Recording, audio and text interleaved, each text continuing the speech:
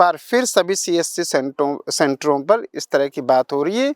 एक CSC centre की बात नहीं है, ऐसे अनेक सीएससी सेंटर हैं। रईस अहमद नाम का एक आदमी है जो कि मूलतः बरेली का है, कुछ समय से हल्द्वानी में रह रहा है। उसका एक स्थायी निवास बन गया है और वो स्थायी निवास जो बना है, एक दूसरा रईस अहमद हल्द्वानी में रहता है जिसके पास स्थायी निवास पहले से था।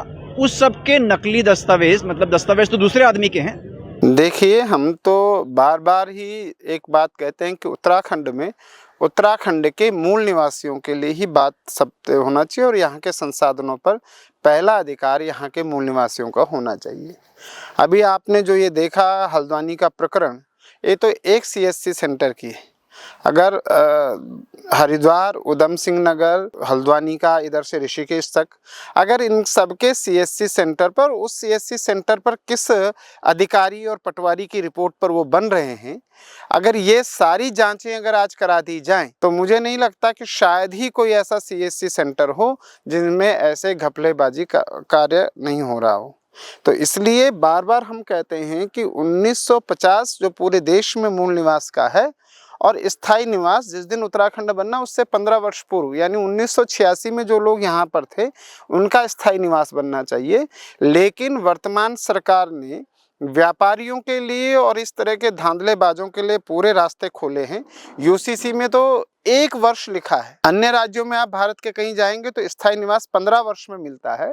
उत्तराखंड में आप 1 वर्ष में रहेंगे तो आपको 1 वर्ष में ये स्थायी निवास मिल जाएगा और ये हमारी सरकार ने करा है, यूसीसी में करा है।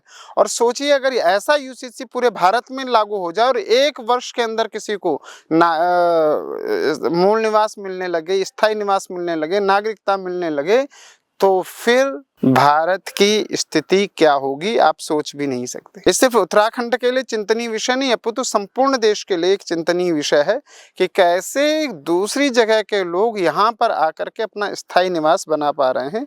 और वो स्थायी निवास है कि जो यहाँ पर कई पीढ़ियों से, सदियों से जिनके पूर्वजों की अस्थियां यहाँ समाहित हुई हैं। अगर हिंदू हैं तो अग्नि में राख के रूप में हमारे पूर्वजों की अस्थियां यहाँ हैं।